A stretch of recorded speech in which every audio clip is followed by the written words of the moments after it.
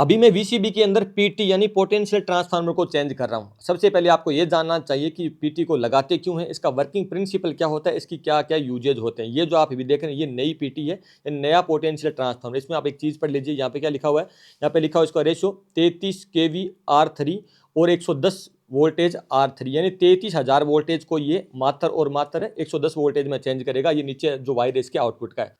अब सबसे पहले तो आप ये जान लीजिए कि हमें पीटी यानी पोटेंशियल ट्रांसफार्मर की जरूरत पड़ी क्यों। अब देखो हमारे पास 33 kV आती है, यार जो बिजली बोर्ड है वहाँ से हमारे पास 33,000 वोल्टेज आई है। अब हमें देखना है किसी मीटर के अंदर लगा के कि हमारे पास अभी कितने वोल्टेज आ रहे हैं। जैसे मेरे पास ये अभी एक मीटर है, ये मेरे पास अभी मीटर है, तो इस मीटर के अंदर मैं अभी ला के सीधा 33 kV लगा दूंगा, 33 जो kV आती है, तो क्या रिजल्ट आएगा, मीटर करेगा तुरंत प्रभाव से ब्लास्ट। क्योंकि 33,000 वोल्टेज सहने के लिए इक्विपमेंट बनाना बहुत मुश्किल है, ये चीज़ों को सीधा सेंस करेगा तो सीधा ब्लास्ट हो जाएगा।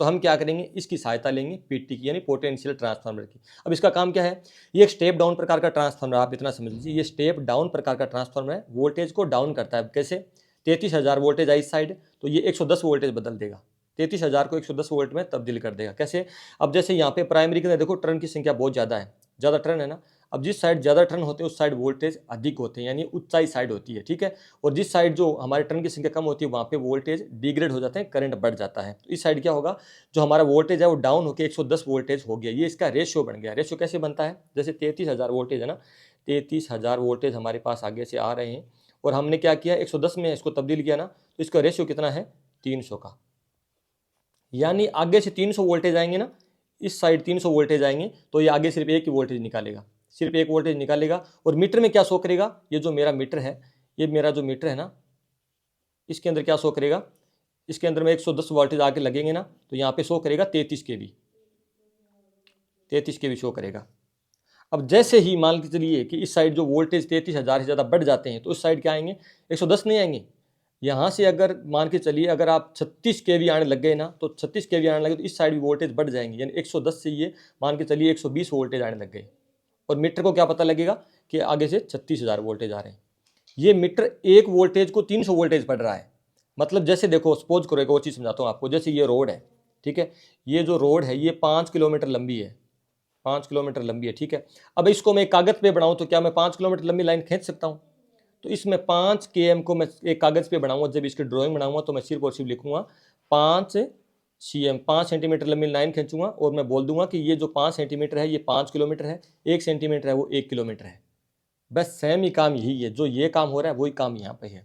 तो 33,000 वोल्टेज को नापने के लिए हम क्या करेंगे, हम जो मीटर को इस्तेमाल करेंगे तो वो मीटर वर्क करेगा हमारे पीटी के द्वारा, यानी पोटेंशियल ट्रांसफार्मर पहले क्या करेगा, इसके वोल्टेज को डाउन कर देगा और वही वोल्टेज डाउन हमारे मीटर में ला के लगाएंगे ना, तो हमारा मीटर शो करेगा कि अभी जो कितनी वोल्टेज एक्सेल टाइम में आ रही है।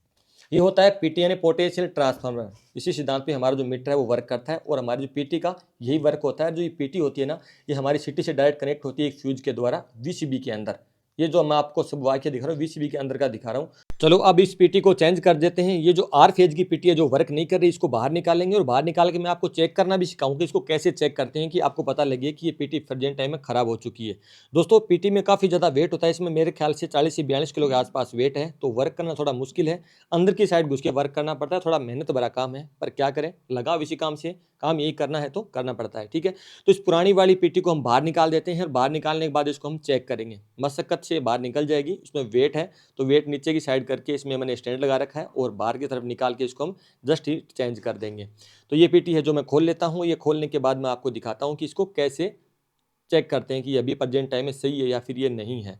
आपको मेरी मेहनत कैसी लग रही है मुझे कमेंट सेक्शन में जरूर लिखा करो। आपके लिए बहुत मेहनत से वीडियो बनाता हूँ, मेरा दिल और दिलचस्पी यही कहती है हमारी कनेक्टिविटी बहुत बेहतर रहे, सीखने और सिखाने की जो परंपरा है वो बहुत ही अच्छे से आगे भी चालू रहे, मैं आपके साथ ऐसे जुड़ा रहूँ, आपको और अच्छे अच्छे कंटेंट दे सकूँ।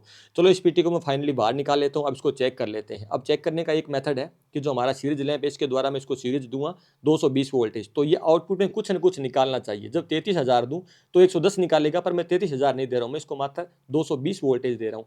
उस दौरान भी आउटपुट में कुछ न कुछ निकालना चाहिए, यानी मिली वोल्टेज ही निकालना चाहिए। तो चलो इसको मीटर से चेक कर लेते हैं। जैसे मैंने इसको इनपुट दिया तो आउटपुट में आप इस मीटर में देख सकते हैं कोई भी वोल्टेज शो नहीं कर रहा, यानी 0 वोल्ट शो कर रहा है। जैसे मैं इसको ऑन करता हूँ, देख लीजिए यहाँ पे, और मैंने ऊपर लगा दिया इसको। अब यहाँ पे चेक कर लीजिए, यहाँ पे शो कर रहा है 0 वोल्ट, यानी कोई भी वोल्टेज शो नहीं कर रहा है। इसका मतलब मेरी जो पीटी है वो प्रॉपर्ली खराब हो चुकी है, इसमें कोई इशू नहीं है। हमने चेक कर लिया। पीटी इसी तरह चेक करते हैं, इनपुट में कुछ सप्लाई देते हैं 33,000 नहीं, वो तो आउटपुट में कुछ ना कुछ मिली वोल्टेज के अंदर निकल रहा है अपने रेशियो के अकॉर्डिंग, पर यहाँ पे तो कुछ भी नहीं निकल रहा।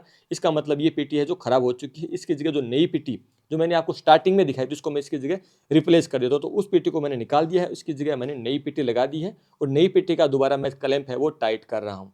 आपको ये मेरा काम कैसा लगा मुझे कमेंट सेक्शन में जरूर लिखना, और ऐसे और वीडियो देखने के लिए मुझे फेसबुक पे फॉलो कर लीजिए, यूट्यूब पे मुझे सब्सक्राइब कर लीजिए, ताकि मेरे से और आप बेहतर बेहतर कंटेंट ले सकें।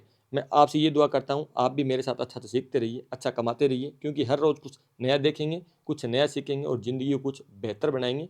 बेहतरीन लोगों में से एक होंगे। जितना पसीना बहाएंगे उतनी ज़्यादा हमें सफलता मिलेगी, इतनी ज़्यादा हमें मेहनत का पैसा मिलेगा। थैंक यू दोस्तों, मिलते हैं अगले